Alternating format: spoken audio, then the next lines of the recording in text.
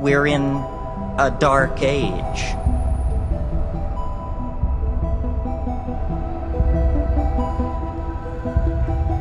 We've lost our compass. We don't know who we are. We don't know where we want to go. Our own lives are an experience of inadequacy and tension.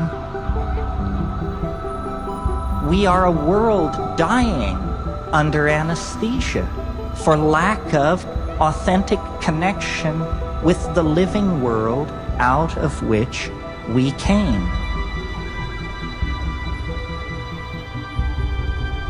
What is to be done?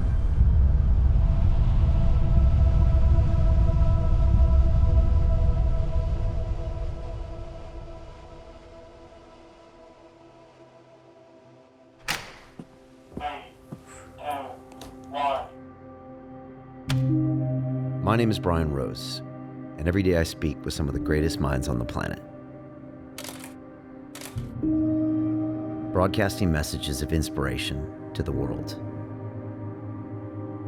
Convincing myself that I'm making a difference.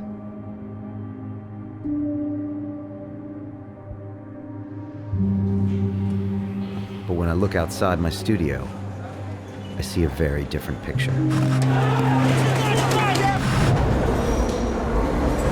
I see a world divided. Anger. Separation. Humanitarian crisis growing by the day. Insanity. The fires have spanned millions of acres. Because we are nearing a point of no return. But it's not just outside. It's also inside me. Somehow in this age of ultra connectivity, I also feel separated. Something's missing, and I can't figure out what it is.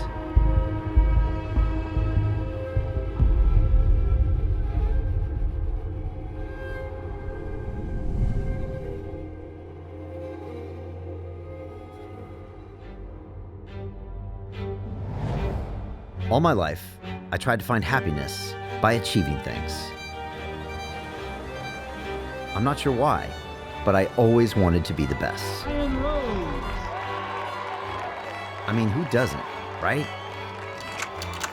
It's all about performance, success, winning. Along the way, I met some interesting people, and a few who wanted to win even more than me. I want you to kill, kill, kill, kill. Run towards the gunfire and kill them all. They pushed me to go even harder, and this winning became an obsession. I believe that we're put on this planet to be all we can be. See, I act like it's the last 2 minutes of my last fucking Super Bowl every fucking hour of the day. I just wanted more and more and more. But you can't deny, it got some major results. This is London Real. I am Brian Rose. And everyone seemed to love it.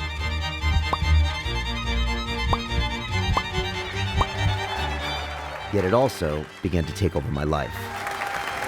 And sometimes I get the feeling that it's actually making things worse. Who knows what would have happened if I didn't get that call.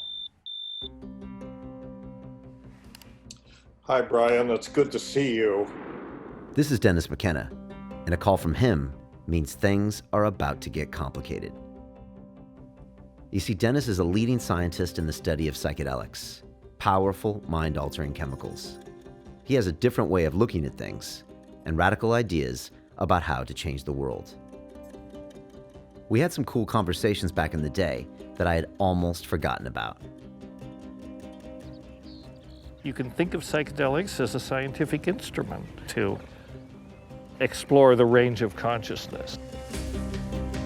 Psychedelics are dangerous, not because they're dangerous drugs, it's because they make you have dangerous ideas. Right. They make you doubt the program and the agenda of the uber class. This is a war on consciousness, and these plants are our bioweapons. Just ours don't kill people, ours force people to think. Right. I've been working with this new retreat center in Costa Rica called Salterra, and I'm going down there next week, and I was thinking this is a chance for us to reconnect and for you to re-experience ayahuasca. I know it's been a while. Ayahuasca, a plant medicine that has been used by indigenous people in the Amazon for thousands of years. The brew is a mixture of two plants, one of which contains DMT, known as the spirit molecule, the most powerful mind-altering substance nature has created. It's been 6 years since I last drank it, and often the effect is to give you an honest assessment of exactly what's wrong with you. Loud and clear. These medicines, effectively, they're a reset, of our perspective. I think your hard drive is a bit fried. This will put it back together in a more functional way. I mean, look, I'm sure that there's a lot I can learn from the medicine. Like, I won't deny that. But, this just seems to be too soon, too crazy. I just don't think I'm ready to just drop everything. This is more important than what you're doing right now. I can almost guarantee you. Dennis is obviously crazy. I can't leave my business to go to the jungle for a week. Winners don't take days off. I like success. Doing deals and doing one after another after another. I mean, it's an aphrodisiac. I'm high on life. I don't need DMT or ayahuasca. That's all horseshit. Those are for losers. Let's face it, psychedelics have always had a bad reputation. Our culture tells us that they are dangerous drugs, that they'll fry your brain, make you crazy, and even jump out of windows. But all of that is changing, and some people are talking about them differently. All ancient civilizations were using means to alter consciousness, and that they were central to some of the best and greatest achievements. And that's why they call them teacher plants. And then we have our society that comes along. It's just this little blip, of 100 years of high-tech industrialized civilization, and it suddenly pronounces that this whole human heritage is completely wrong. Maybe we should be considering that the depth of human experience is more than just material things and technology and our egos. I do see these medicines as addressing some of the big problems we face as a society. The environmental crisis, which flows from our disconnection from nature, and tribalism, which flows from our disconnection from people unlike ourselves. In both cases, I think it's very ego consciousness in that we're objectifying the other, which once you objectify it, you're free to exploit it, extract it, do whatever you want. It's going to take some consciousness change to get us out of the box we're in. The evidence is there that these compounds used in the right professional way can be very helpful. And so that's the thing, what do you do with this opportunity? How do you do it right? I just wondered, what do you think about psychedelics and what do they do and what don't they do? I have no idea what they do. What we don't understand about psychedelics is a very thick book. They bend the structure of reality. What they reveal to me is how little we know about everything. That's a terrifying thing. Something to be investigated further? With great risk. They can help you orient yourself morally, but look the hell out. The truth is, my work is taking over my life. It's becoming an addiction, an obsession. If I continue like this, something's going to break. I know it. Going on this trip is my only chance to stop it.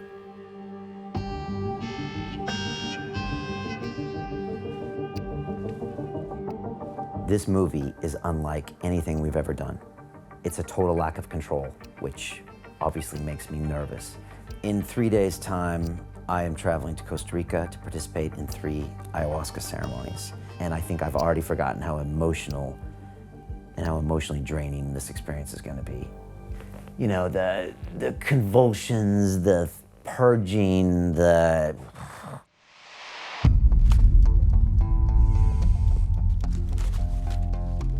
we literally are gonna see what Mother Ayahuasca wants to do with me, with the show, with the message out to the world. So this is her chance to broadcast. I'm looking forward to hanging out with Dennis. It's been a while. And his brother, Terrence, had a major impact on me. And even though he died in 2000, his recorded verse and poetic way of speaking is still extremely relevant today. The key is the psychedelic experience. That's what makes the shaman a shaman. That's what made the archaic, in fact, archaic. They prepare people for transformation. It gets you used to the idea that the world is not what it appears to be.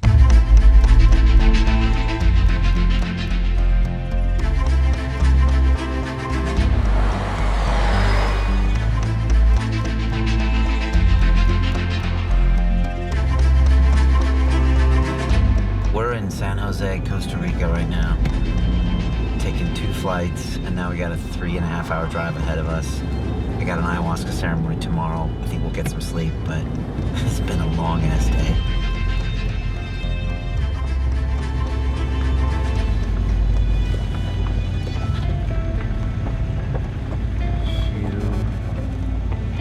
Shoe next to the train. There's a scorpion in the house. There's fire ants that are attacking the scorpion. There's like moths flying everywhere. We're definitely in the jungle. So look, we're here, we're gonna get some sleep, and then tomorrow is the big night of the ceremony. But yeah, planes, trains, and automobiles today. My God. What's that?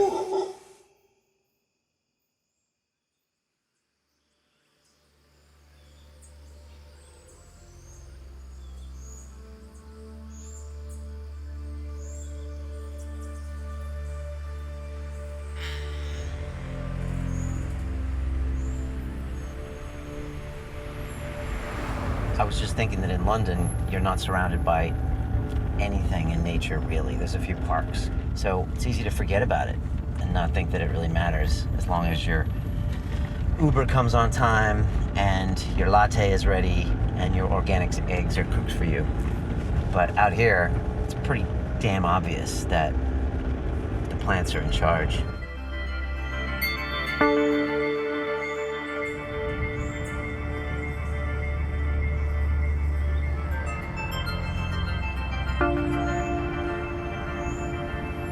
Hi, how are you? I guess we're in the right spot, right?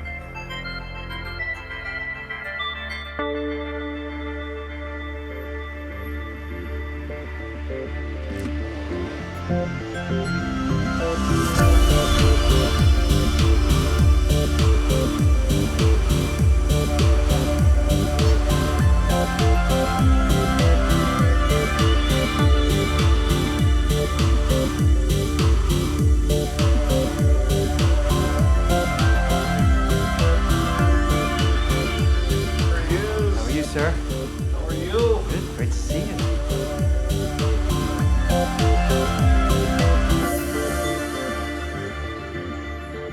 Dennis, thanks for having me here. Well, thank you for coming.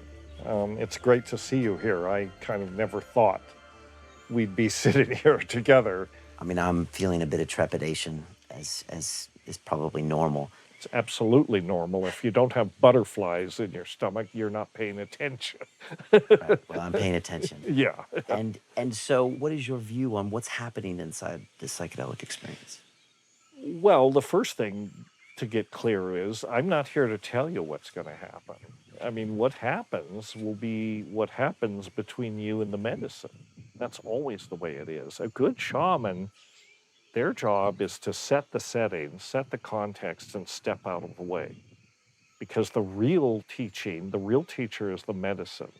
In the current language of neuroscience, what do these things actually do?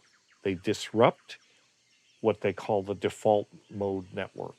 Your ego is shut up, and you can open yourself up to all these other things that you never pay attention to. And then you realize, wow, I'm missing a lot. These are very important. In some ways, more important than what your ego and your default mode network forces you to look at all the time. We say that you don't always get what you want with ayahuasca, but you always get what you need.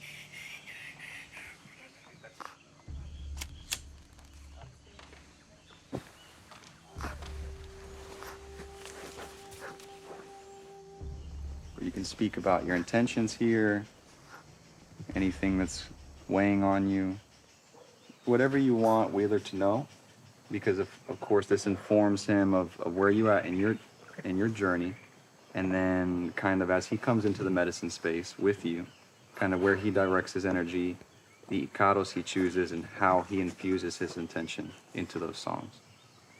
So wherever you'd like to begin. Okay. Buenas noches.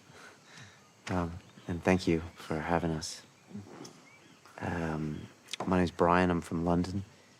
And I'm just here to listen tonight and to get some feedback on if I'm doing the right things with my life. And if I'm not, sometimes I feel anxious and unappreciative of the things I have. And so I'm really open to anything that is told to me tonight. La ayahuasca nos fortalece nuestra mente, nos abre nuestra creatividad, nuestro amor, donde cuando nosotros estamos perdidos espiritualmente, cuando tenemos desviado nuestra mente, nos centra, nos conecta uno a uno mismo. Antiguamente los shipibos no conocían lo que es la farmacia. Pues, ¿qué era nuestra farmacia, nuestros hospitales? Los árboles que vemos aquí, las plantas. Conocimientos está ahí. Y nosotros simplemente que guiamos a través de nuestro espíritu de las plantas, ¿no? Las plantas nos enseñan muchas cosas en la vida. An important aspect to bring to the ceremony is to just have faith in the plants, in nature, in the earth, that it has this innate knowledge, that it has this innate ability to cure us of our ailments. This was the original medicine, that although the plants take longer and sometimes the process is more challenging, more difficult, that it actually cures the root cause. It doesn't just cover the symptoms.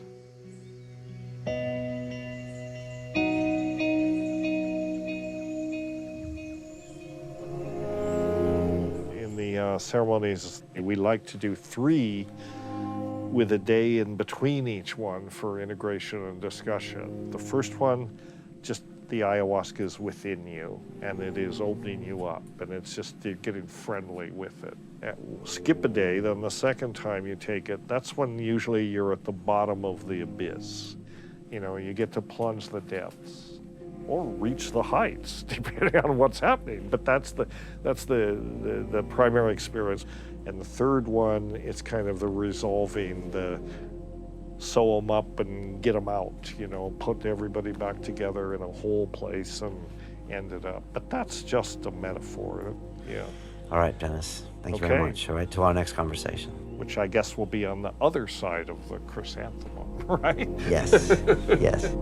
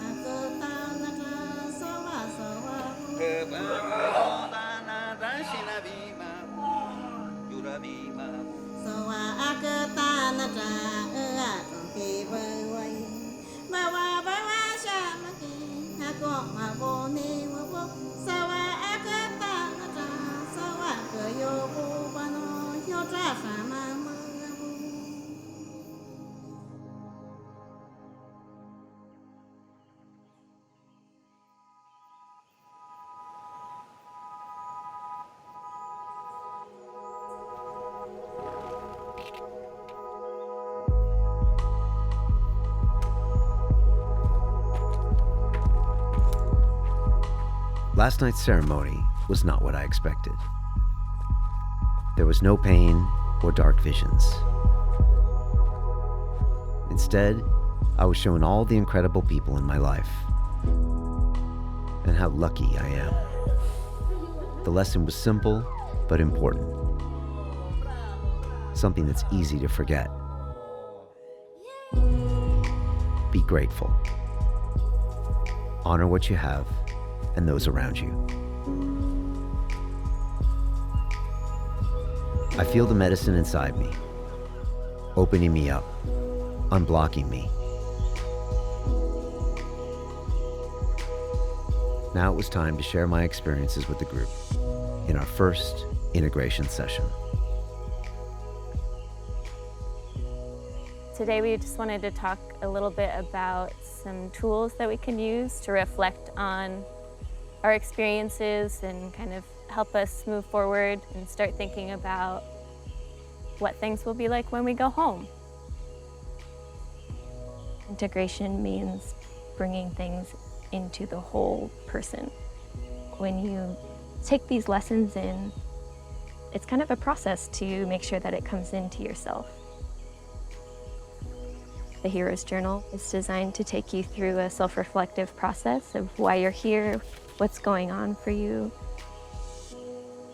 It takes you through preparing for ceremony, reflecting on your ceremonies. And I think I've heard some of you already reframing some of the difficult things you've gone through in ceremony. During the integration session, Dennis told me he had seen some disturbing things last night. While my first ceremony was about gratitude, Dennis had a rougher time and was reminded that the world has real problems. I was wondering if you could share with us a bit about this ceremony you had that was kind of one of the darker ones. Yes, it wouldn't be the first time I had dark ceremonies. They do come up from time to time. I probably have an unhealthy obsession with current events, watching the news and getting further anxious and depressed and afraid, and so that sort of thing comes back on you in your session. It does on me. And, my session, the scenario, it was a dystopian fantasy. It was like a vision of what is happening in the world, about the darkest and most pessimistic way you could look at it.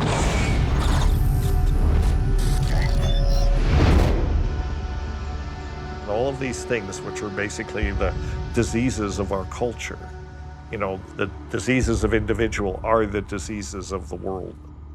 Our culture's soul is severely wounded. We are in a planetary crisis. Biologists used to say evolution is all about competition, survival of the fittest, nature red in tooth and claw. Grab as much as you can, rape, despoil, wreck the environment. It doesn't work that way. Now they're beginning to understand it's much more about collaboration and symbiosis and helping each other. And nature does better when species work together, that's all. We haven't learned this yet. Where does the plant teacher ayahuasca come into play? I do believe in the concept of plant teacher, and these are catalysts. We're co-evolving. It's all about symbiosis. The ayahuasca and these other sacred medicines are kind of like ambassadors for the entire community of sentient species, and they're trying to get a message out to us. And the message is basically wake up.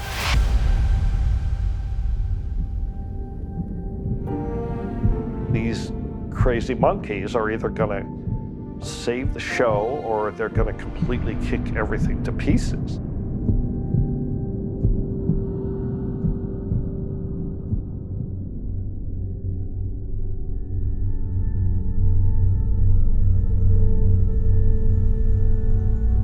Dennis is tapping into some type of ancestral wisdom, something with a message. Tonight, he wants to go deeper, and he insists I go with him. So we're going to visit the shaman to prepare a super strength brew. I'm not sure if this is a good idea. This right here is a concentrated ayahuasca paste, which was brewed on site in a Shipibo village by our shaman and his family, and it's excellent. Really strong medicine. The journeys are more intense. They go more globally focused rather than personal focused. And for my second ceremony, you're gonna give me some of the global brew. If you'd like. Okay. Well, what does he think is the most important characteristic of a great shaman? No tener malos pensamientos hacia otras personas, creer en nuestras plantas y dietar más. All the shamanic traditions in South America around ayahuasca, the shaman needs to spend a significant amount of time dieting. So dieting means eating very minimal, very simple food and spending time in isolation in the jungle, consuming one of a whole pharmacopoeia of medicinal plants from the jungle. Cuando tú vas dietando, te vas conectando con el espíritu de la planta, no del árbol.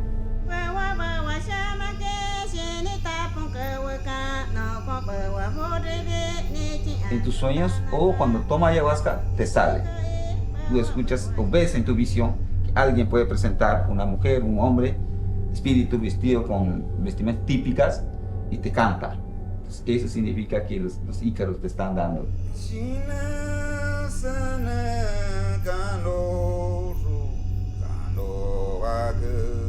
Todo lo que tú ves en su cuerpo, en su mente, en el espíritu, tú vas cantando, alineándole, sacándole. Algunas cosas que no es bueno vas sacando, liberándole, ¿no? Y poniéndose en un centro. Cuando estabas cantando a él anoche, ¿qué viste y qué estabas cantando y por qué? Bueno, yo estaba cantando a él. Centrar, conectar, abrir, luego, y a la segunda noche ya estamos haciendo la cosa que él piensa hacer en su futuro. Más allá, para que vaya más allá, ¿no? Al más profundo.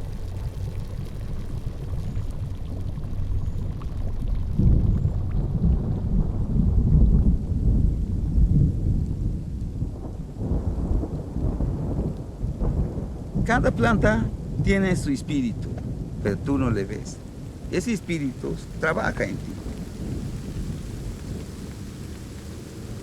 El ayahuasca te enseña pasado, presente y futuro.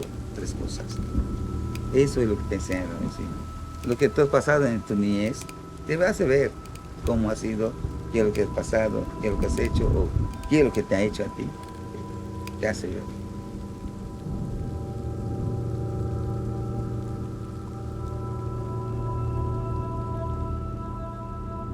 This time I'm hoping we can really get a big perspective and maybe I can learn more about plant intelligence, the environment, us as a species, how we interact on this earth, the future, what things look like when we take different directions.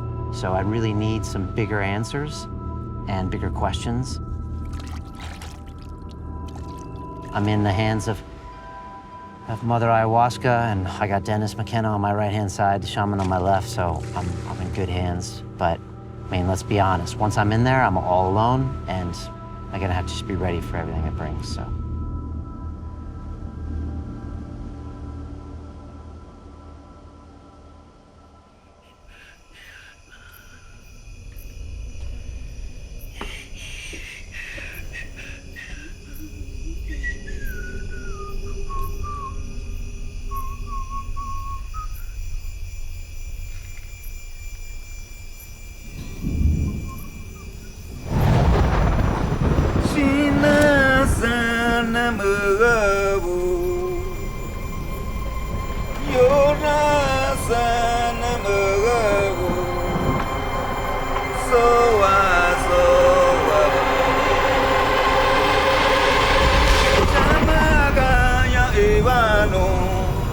It all came undone. I got obliterated. Completely dissolved.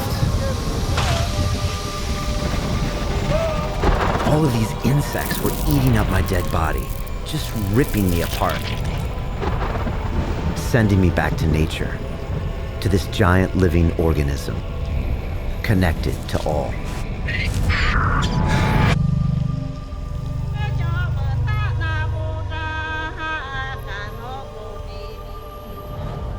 And it said, "This is how powerless you are, and how small you are. And this is how big we are, and how long-term we think. You are just nothing here. Remember this."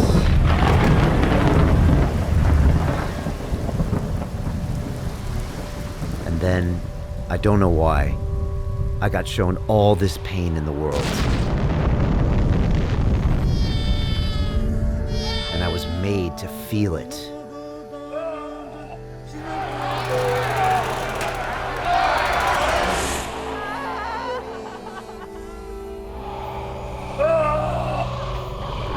I got sick.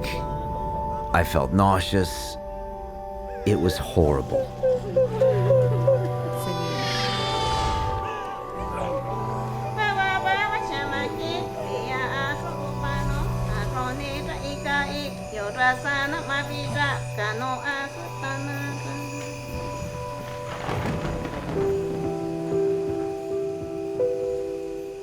And so at the end, it just took me and stripped me the fuck way back down and just said, what the fuck are you, Brian?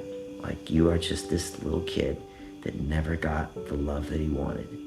You were just this little kid that just wanted some love, and I just didn't get it, and I was crying. I was visualizing this little boy, and this was me when my parents got divorced. And this boy was building up all these walls around him because he had been hurt so much. I'm just feeling the pain, feeling this pain all the time, and it's because I just didn't get this love as a kid. I just didn't, for whatever reason. And I love my dad, and I love my mom, and I love my parents. I don't know, I didn't feel it. And so this is me compensating. And I'm sure Pena sees this. He's gonna say, of course, I told you this. You're compensating, you're looking for love. You're looking for approval. And then just my brain was just all this information, and it just started hitting me with these big lessons. Make her your queen. Make her your queen. Because she's such a big part of my life. And she kept coming up, kept coming up. And it's like, I know this. Gabby as well. So Gabrielle, but like the last couple of years, she's become a teenager, and I'm just not in touch with her, and it's just totally my fault and my lack of ownership.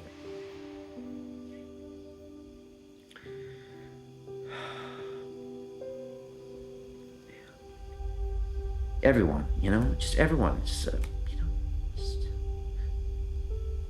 as silly as I'm like, give me the information, that's what I'm here for. It's like you always had the information. You just chose not to pay attention to it. So, because you're just being bombarded with all this information, your ego decides what's in it for me, and then I'm doing the me stuff, and you just don't realize all these things that are happening around you that in the long term are just taking away everything you think you're building.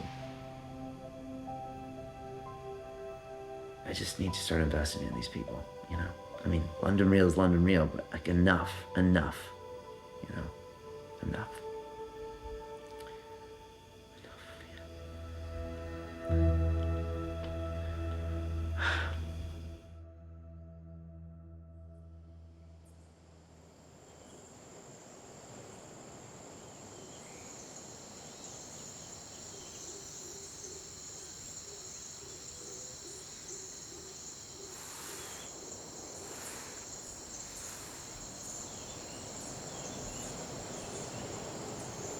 So we had our second ceremony last night. Mm-hmm.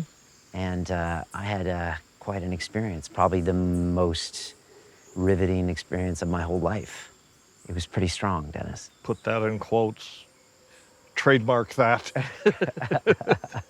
But I know what you mean. I'll be interested to see how you handle this tremendous download about your family and all these insights. But I have a feeling that you will do things because you're the kind of guy that doesn't just talk, you do things. When we have a psychedelic experience, we feel like children. It's like seeing the world with new eyes, just open to everything.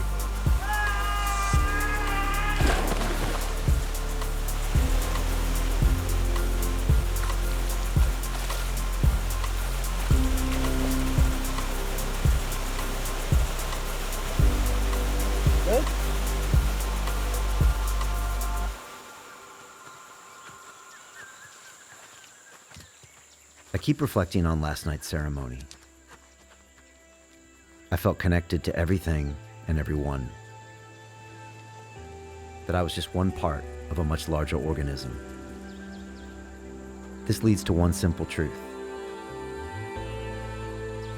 What we do to others, we ultimately do to ourselves.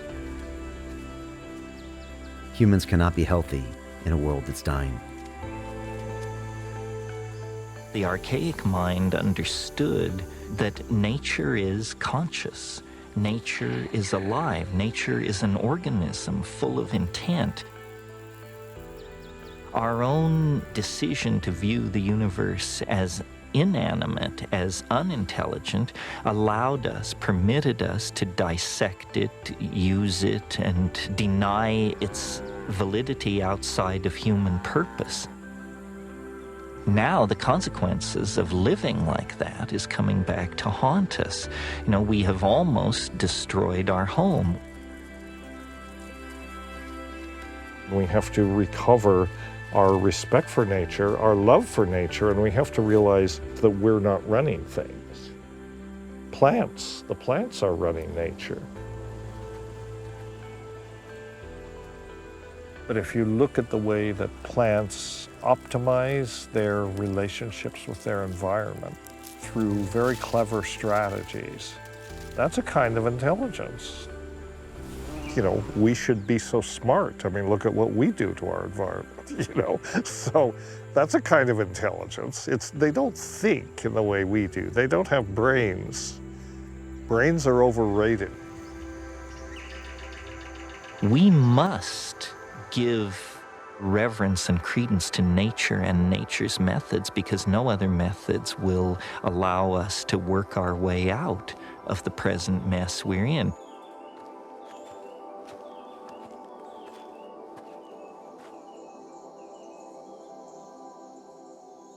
I took the full dose of the rocket fuel last night, figuring I was going to go spinning off into other dimensions. Didn't happen. Didn't happen. I was mostly pretty calm and centered the whole time. Yeah, it was good. The next one, you know, if a patient's been operated on, this is like sewing them up and getting them out of the operating room, and they're good to go. My third ceremony was just like Dennis described. No lessons or visions, just a deep meditation that recharged me. I needed it.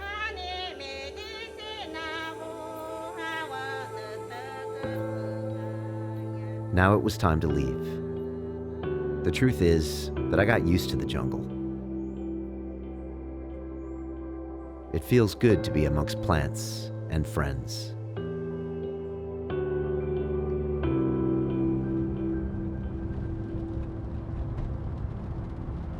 But Dennis wanted to show me one last thing.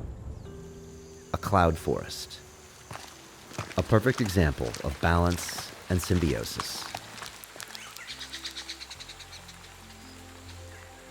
We're in a race. All the forces of destruction and chaos and dystopian futures. And then on the other side of the coin, brilliant people coming up with good ideas that would really work and that are working. Who wins? I don't know. We're the David against the Goliath. It is indeed. But a grassroots movement can go viral. I mean, these things can happen. This is what we need to make happen. Yeah, and with technology today, messages internet can go. for that. One voice or a few voices can really, you know, have a big effect. Yeah. You are in a position to propagate this message on a global scale.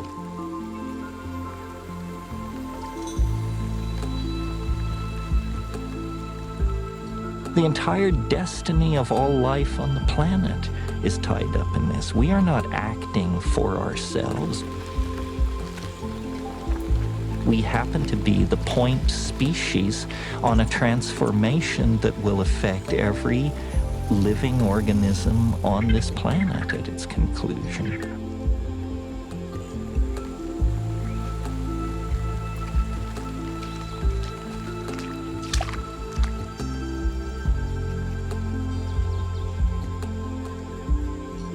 The archaic holds answers, but it only holds answers if we are willing to think of the universe as a living, intelligent entity with which we are in partnership, not set against, but that in fact we are a part of an unfolding reality that is larger than human understanding. Imagine larger than human understanding.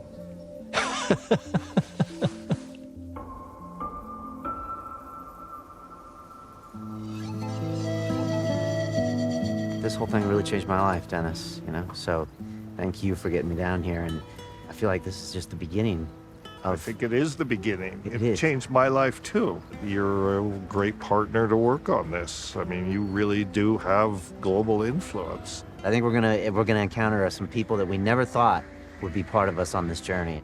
Gird your loins, keep your powder dry. Let's do it.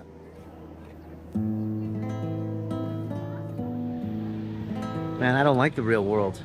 I don't like it at all. I miss the jungle. I miss simple food. I miss going to bed early. Promised myself a lot of big changes, and now I have to deliver. So it's all laid out clearly. The only thing I have to fight against now is me not executing.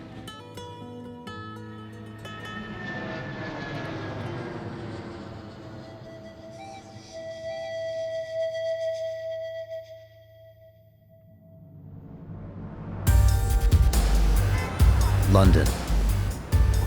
Welcome to the machine. I felt it as soon as I set foot on the streets. This was going to be challenging.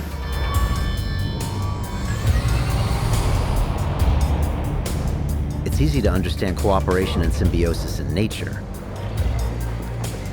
but not in this concrete jungle, where competition is on every corner, where everything screams of separation. Coming back to my studio felt very strange, like I had changed, but everyone here was still the same. Morning, everybody. We're back. We got a lot of really powerful lessons about my life and about this place.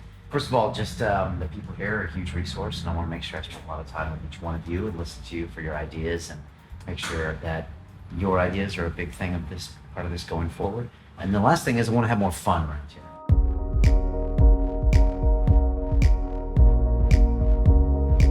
When your boss comes back from an ayahuasca trip, it's not the kind of thing that you expect to encounter in a work environment. You know, things change quite quickly. Well, I want to focus on the people here. I want to listen to my team more. I want to build this space, something that we're super proud of. When he got back, I mean, he was very different. He was visibly looser. He was visibly more relaxed. He decided we needed more plants in the office. Listen to the plants and make sure that we don't destroy them, because they're a huge part of why we're here and maybe even more important than us sometimes. And as egoic animals, sometimes we think we're just better than any animal and any plant, when in fact they have really some fascinating intelligence and they think longer term than we do. He wore some rather interesting shirts for interviews. I'm actually off for 2 weeks with the family to the south of France. My mom's having her 75th birthday and all the kids are getting together, so it should be a lot of fun. I came back to London with grand visions of everything I needed to change in my life. And I started sharing that with people. It's funny, you know, I had an ayahuasca ceremony in Costa Rica. Look, I went down there, I've only been back 3 days. I'm still integrating. I get told that I'm connected to everyone around me. You talked about in the beginning, which is we are all one. And so I took a full dose of the condensed stuff, which was probably a double dose, my second ceremony, I saw a lot of powerful imagery and feelings about this idea of dissolving the ego or beyond the ego. I got absolutely dissolved and having these individual conversations saying, this is the way it's gonna be. Every molecule in my body was just pushed back into nature, and it was shown to me that I'm just a small speck of nothingness in the billion years of life. I would kind of fight back and say, no, we are this human race and we are of feelings and we must at least try to survive. It's a little too much for some people to handle all of that stuff. So I went down to Costa Rica and drank some ayahuasca, plant medicine. Oh, yeah? Yeah. You want to come do that with me sometime? No, I would never do that. You know, they must look at me like a bit of a madman, and allowed me to think about all the possibilities, to open my brain up to all these ideas and, you know, truths about the world. And it's an amazing space, you know, where it does that, you know, pharmaceutically, or whatever it is.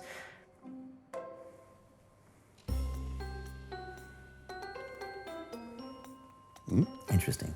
I mean, the ayahuasca experience is pretty traumatizing, but it must be even more traumatizing for the person that hasn't had the experience.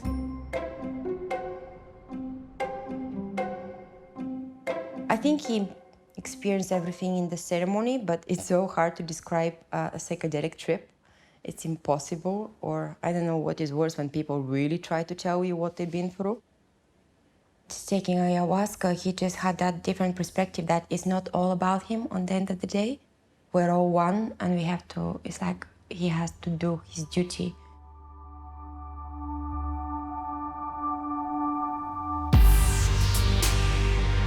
My trip to Costa Rica changed everything.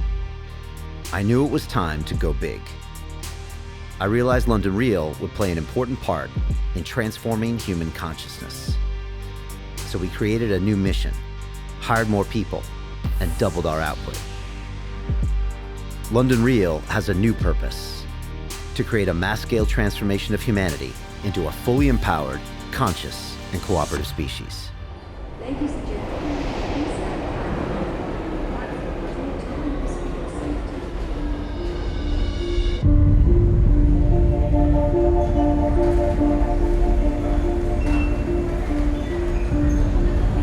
Outside the studio, things were getting real. I don't usually get involved in protests, but I had to find out what was going on. All the policies of the superrich are designed to make you pay.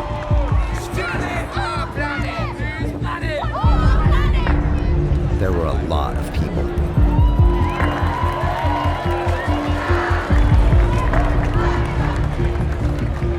Most of them were no more than 16 years old. I had never seen anything like it. And it made me think about my own children. What can I do for their future?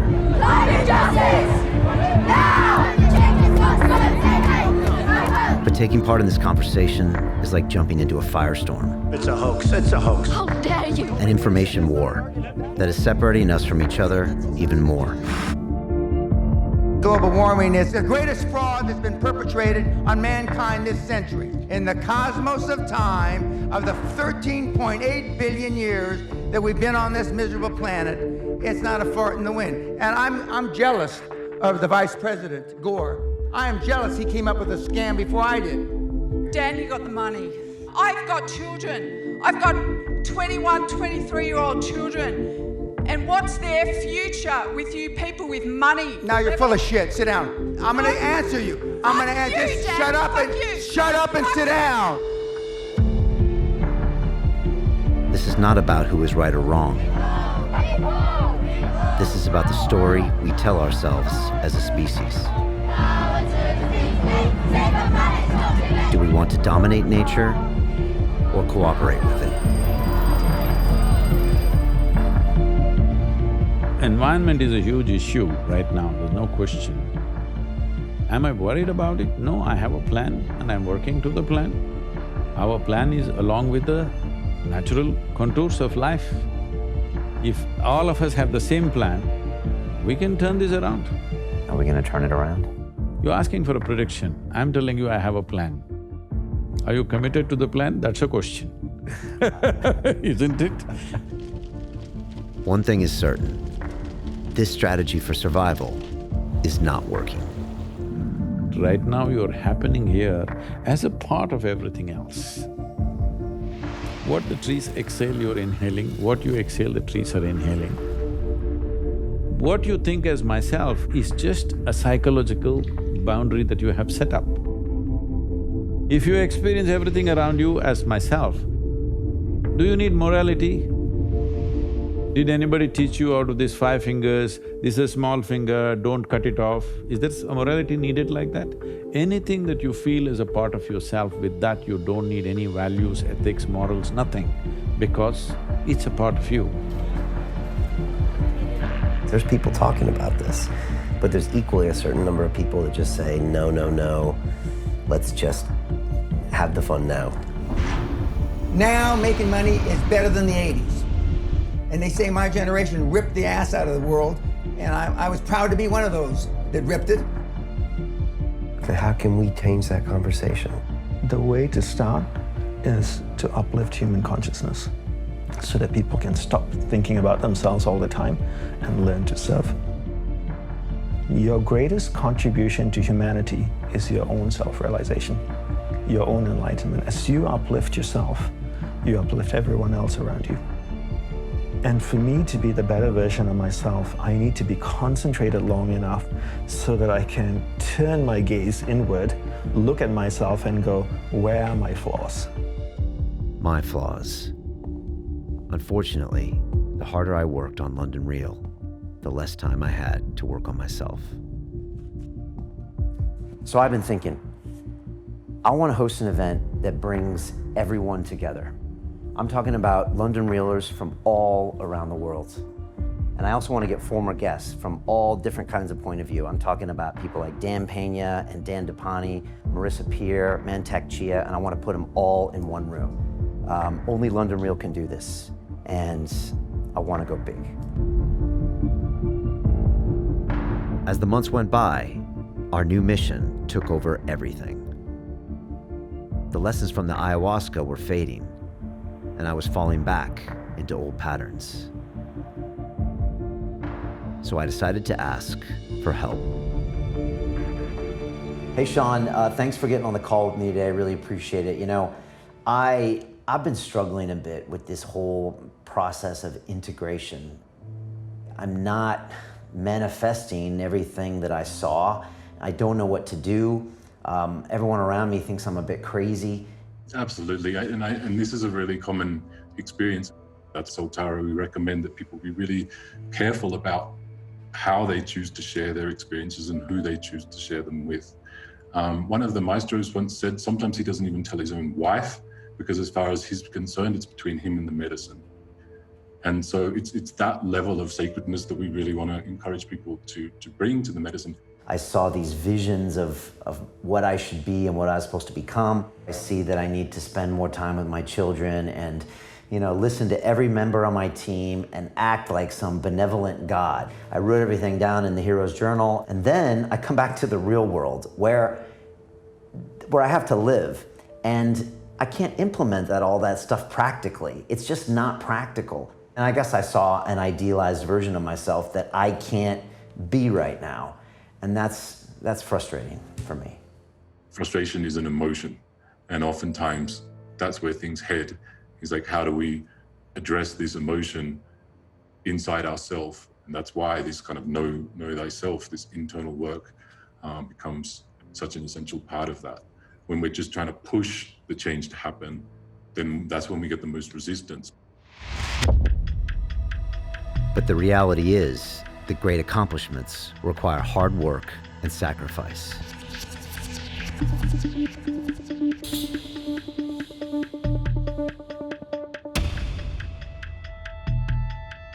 There's no such thing as work-life balance. There are work-life choices, and you make them, and they have consequences. Period.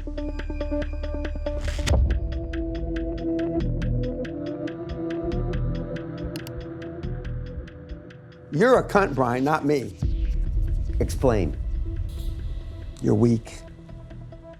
And you're showing me. And you want these people to like you. You have no idea how limitless it is when you're not afraid of what other people think or say. And you can be more than you are. If these little cunts think that you're something now, I see you 1,000 times more. See, they have low standards, these fucking weenies to watch this fucking thing. I don't. I know what you can be. They think you're a big fucking deal. I know you're not. And down deep inside, Brian, you know that I'm closer to being right than they are. There's always a distance with Brian. He's always on the go. He's always on the getting things done. Success is everything, and career. He came back with all those different, almost like different belief systems. I felt a bit off what things he's saying. Like quite a bit of change. I don't think he likes to be on his own very much. He doesn't enjoy holidays. He just needs to do something. He always has to do something. He has just a hard time being with me and the children.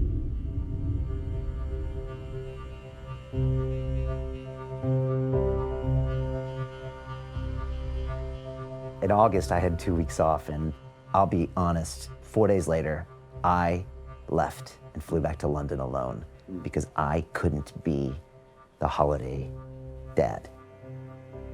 He just couldn't stay with us. So I stayed in Bordeaux with the three kids. It was Damon's birthday, first birthday, and he missed it. I definitely struggle with this problem. And what was on your mind when you were in Bordeaux? I don't know, restlessness, but I just couldn't get this uneasy feeling of things I needed to do. But yeah, this is a big question for me. And even though I know it's part of my character, changing it's another story. Well, this is the challenge. Your core issue has always been a sense of adequacy or inadequacy, or am I enough? That am I enough is a question that comes out of trauma. The work is so seductive precisely because it's so appreciated by the world. If I think I'm not enough, then I want more and more validation for the world that I'm enough. So there's something addictive about that. I mean, if you could do this, spend double the amount, the world would love you even more. Your kids would miss you, and your wife would hate you, but the world would think what a great, even greater guy Brian Rose is. This is where the hunger comes from. You can never get enough. Because by doing, you're never satisfied when your hunger is about being. I'm not sure that you want to stay that way for the rest of your life, because you got these two young kids, and what's the message to them? And that is restless around them. That it's their fault. Yeah. That's somehow they're not adequate, which happens to be your particular life story. So I'm persisting this throughout the generations. So that this is how we pass it on. And when you're restless and unhappy around your kids, they get a message that it's about them. Because children interpret the world in those narcissistic ways, that whatever happens is because of me. So this is a highly traumatized society. But I'm saying this is the world that we're living in, so this is the world in which there's even more need for self-examination, for painful inquiry. So in a sense, the worse it gets, the more it induces people to ask the right questions.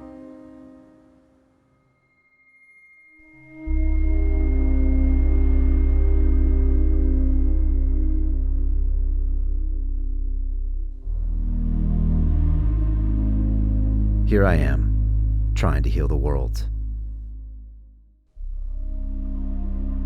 But instead, I'm hurting everyone around me.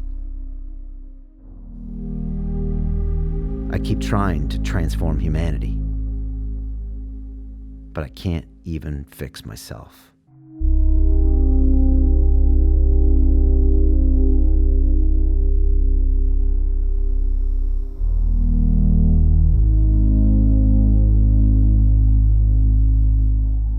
Not in the ceremony, I go back to default mode as well.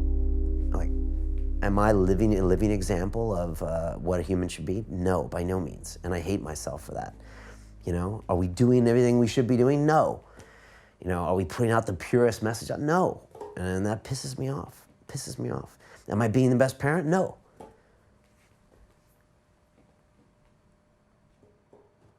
Look, I'm not going to save the world. The world needs to be saved by every person in this world. That's why this film cannot finish in a happy ending. It's like, what are we going to do? Are we going to save 7 million of people? They need to save themselves. And yeah, I know, but still, I mean, Jesus fucking Christ, you like think I could be a better example, you know? It's very frustrating.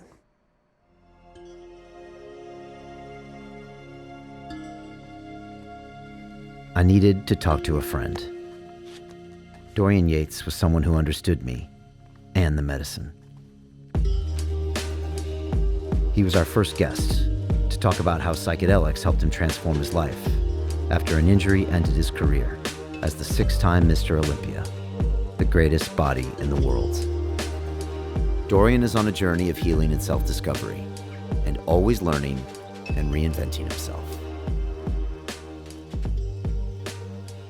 Recently read this book called The Secret Life of Trees, and it's all about the trees and how they communicate through the root system. So if this is attacked by a predator, the other ones know, and they can make some kind of a defensive system or something like that. Yeah. So are they trees, or are they just one thing? Yeah. You know, like people, we all think we're separate, but we're all one unit at the end of the day. Dorian just had an ayahuasca ceremony himself. A tough one. It was intense. It was probably the most intense ceremonies that I've been through. All my physicality was taken away. I couldn't literally move. Tough guy, you know? Okay, think you're a tough guy, a strong guy? Okay, let's see, smash. Now, what are you gonna do? Now, who are you? I think the big message there for me was that it's okay to be like that sometimes. It's okay to ask for help, because I was not used to doing that. Still, you know, that Western macho male mentality that you got to be strong always and don't be vulnerable and don't ask for help, and all that was just taken away from me.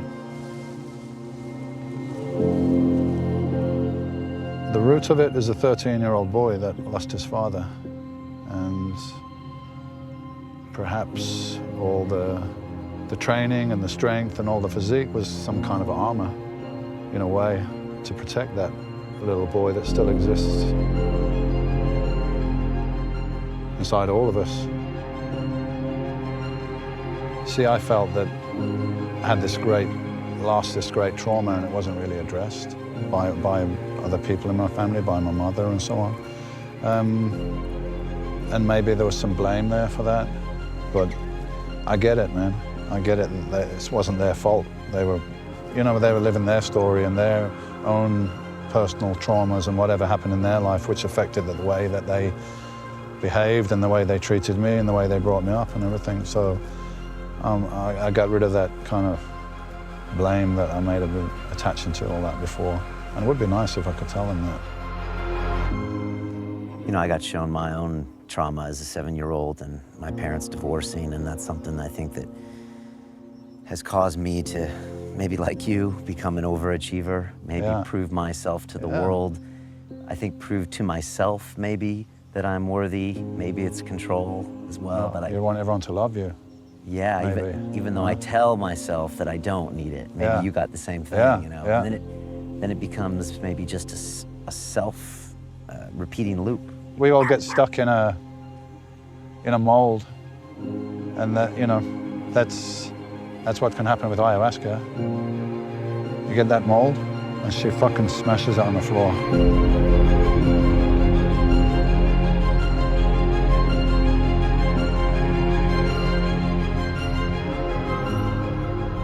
The integration process of trying to now become that vision I've seen of myself is hard, and I think most people don't understand that. The ayahuasca is not like you're done.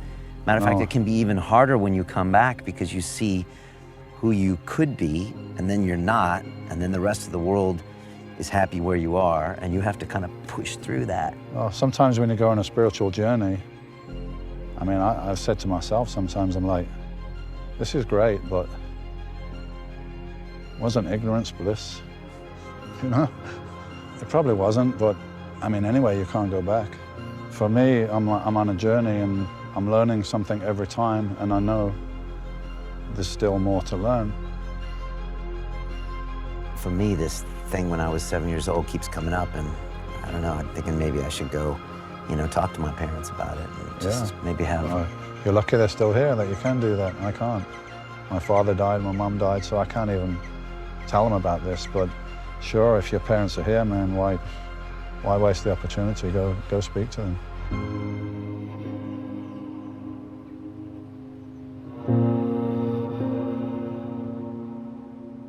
So I emailed my dad and said, Hey Pops, would you be up for a short visit from me and maybe even a short interview while I'm there? I need to resolve this, and not just for me, but for my family, for London Real, for everything. Like, if I can't figure out this story I'm telling myself, I'm gonna just continue in this loop.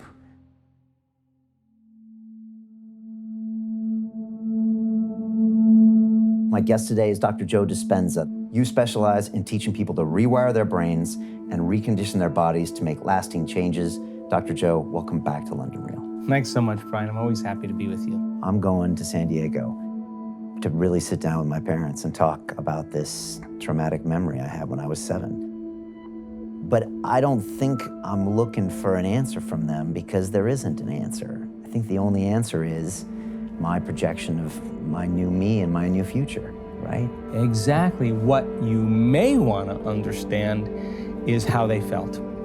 That's more important than anything else. Like, it hurt us to see you hurt.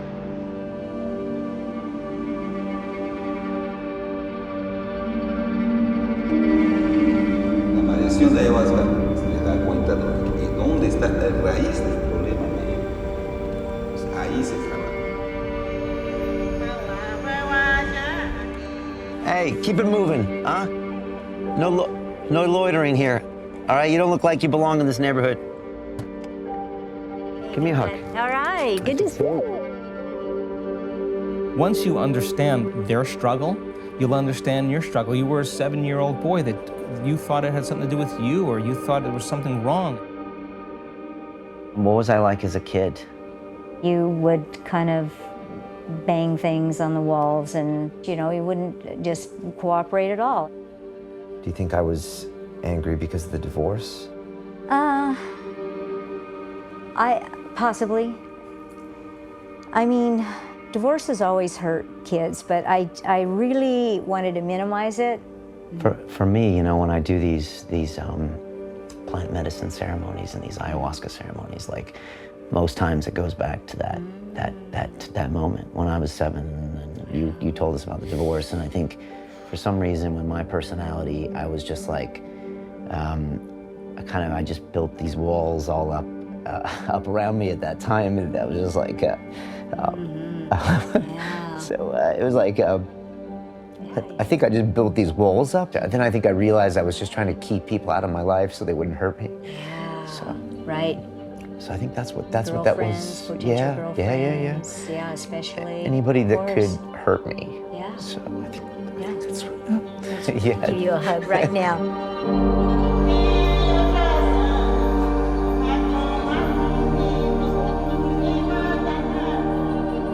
Going to see my dad now and my stepmother at the house I grew up in high school in Del Mar. This is like memory lane coming back here, which is crazy.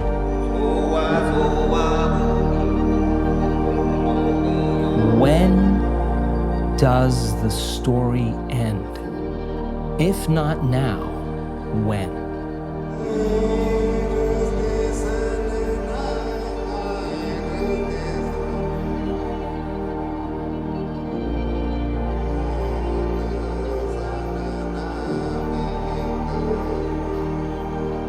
Understanding him is going to help you understand you.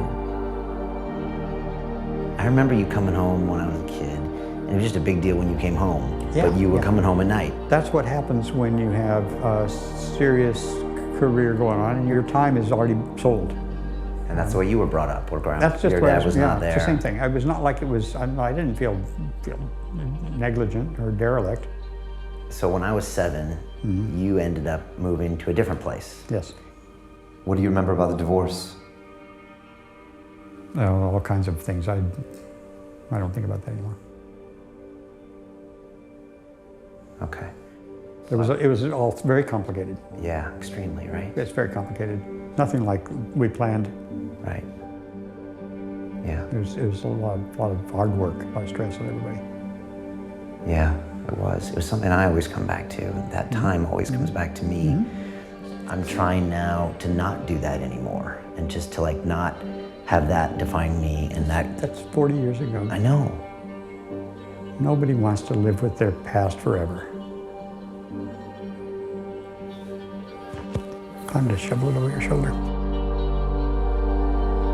What replaces any traumatic experience is a new experience. And the memory without the emotional charge is called wisdom. But it's also really selfish of me to like blame that on you and Dad in the divorce because, I mean, how were you feeling at the time?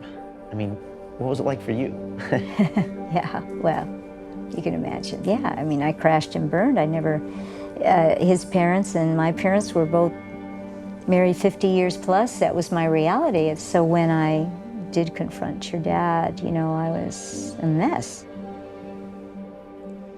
I mean, it was almost surreal. It was just like, just can't be real. And then I got that idea to go to Europe, that I had to run away. It was really good for me. Had a lot of time to think and opened up my world.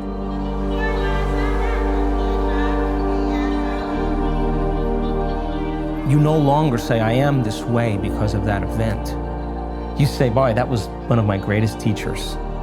And now you're no longer looking back to your past, you're looking forward to your future.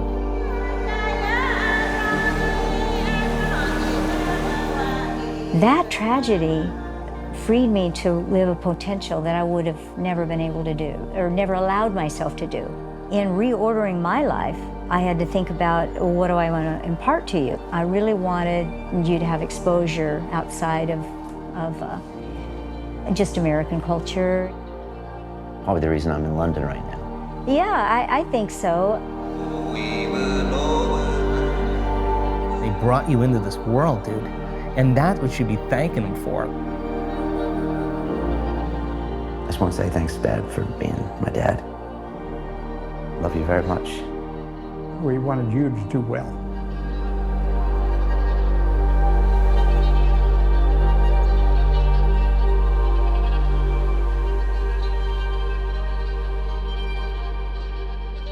What if the worst thing that happened to you becomes the best thing that happened to you?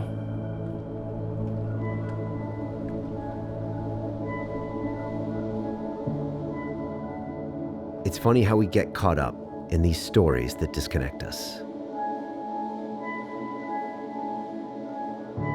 We get entangled in these narratives that ultimately don't serve us, that separate us from everything else. But separation is an illusion. Instead, we have a choice to tell ourselves a new story.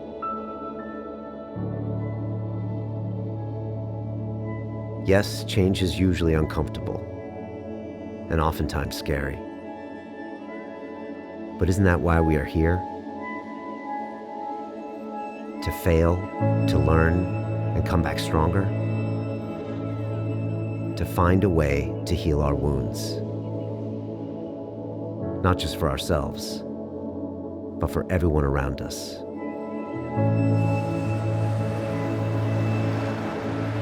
Because we can change our stories if we truly want to. As individuals and as a species.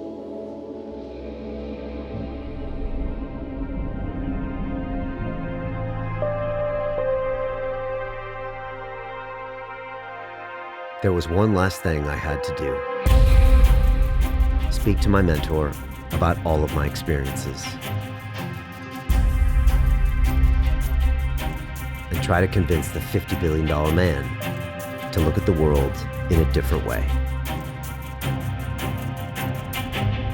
You know, last year in July, I went down to Costa Rica for some of my plant medicine ceremonies, ayahuasca. And you were there, Dan Pena. And I need to tell you what I saw. I mean, this is serious. And first of all, I pretty much just get obliterated as a person. And Mother Earth or Gaia, whoever it is, pretty much just dissolves me and says, all you humans are just nothing. In the grand scheme of time, you are really nothing more than a fart in the wind. And it was a painful thing to hear. It was brutal because I couldn't run away from it. I couldn't check my Facebook feed. I couldn't call my mommy, right? And on the same note, I came back with a counter argument and said, okay, yeah, but right now we're here. and we're humans. And I started seeing human archetypes that are helping us survive. And I saw you in a big way, just like your head was right there, pushing us to be the best version of ourselves or die. And it was just really powerful for me. So I just wanna, I kinda wanna honor you for everything you do, because that's a big deal, and what you do is a big deal. You're trying to course correct a human species that's going Correct. the wrong way. Correct. That could kill itself. Correct. Okay. You already think we're fucked. Yes. We're dead. We're all dead in the next... We're dead. You know, maybe 200 years, 400 years, 300 years. We're finished. No matter what. No matter what. But if it's like I dreamt 5 or 6 months ago, a QLA mentee, probably a reeler, came up with a cure for everything. From cancer to impotence to fucking everything. He gave it away. He fucking gave it away. I dreamt it just as clear as I'm watching you right now. You menteed someone who saved the world. Yeah. And then love worked. That's very amazing. That's heavy, and that is the true act of love. Dan Pena just said on record that maybe love worked in the end. At the end. Dan, why wouldn't you drink ayahuasca with me?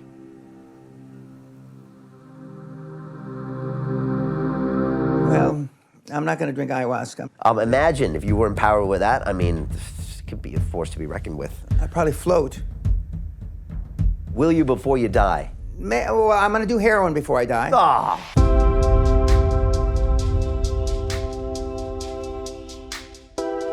We are facing a global challenge. It looks pretty crazy out there, right? Our actions in the next 50 years are going to determine if we survive or not. It starts with you making a choice inside. That's how we're gonna get through this. And that's why I think this isn't a moment of crisis. I think this is an amazing opportunity. I know because I'm on the front lines. London Real via YouTube and iTunes and all these things has spread these incredible messages. People get it. They want to hear this. All of you want this information. The next level of evolution is 7 billion humans come together to create a super organism called humanity. And I'm so blessed to have this technology and this connection. We couldn't have done this 20 years ago. Is this a coincidence that this is here now? I think it's one of our best opportunities. What would it be like to raise an entire generation of young people based upon what we now know to be true in science, that cooperation is a fundamental rule? And so I ask you today, I'm asking you right now, who will you become? How will you contribute? And how will you transform yourself? Every day you make a difference of some sort, and you have a choice as to what kind of difference you're going to make. What am I afraid of? Ask yourself that. It's really powerful, that fear. We usually run away from it our whole lives. That's actually something that we can learn to go into. Discomfort and fear is an arrow. It's here. This is where the gold is. X marks the spot. What am I avoiding because it's uncomfortable? Almost everything I do these days that makes me happy and gets a result is uncomfortable. What is in us, we have no idea until we start trying hard. It's not always meant to be fun. Question number 3 that brings it all together is this. What was I put on this planet to do? This is a powerful, powerful question. This is not what do I want to do? Because I want you to be all you can be, not some fucking reasonable facsimile. That if we all can do this, we're gonna contribute to the greatest chapter of humanity that the world has ever seen. This is our time. Heavens are collapsing, this is the time to change. If you want to raise human consciousness, there has never been a better time. I think they'll look back on this time in hundreds of years and say, wow, they were this close to screwing it up, but they managed to pull it out. Wake up, you monkeys. You know, the first thing you have to do is wake up. Take some action. Transform yourself. I really believe our entire species depends on it. And so on behalf of myself and the entire team at London Real, I've just got one last thing to say to you all. Let's fucking do this. Thank you. Thank you.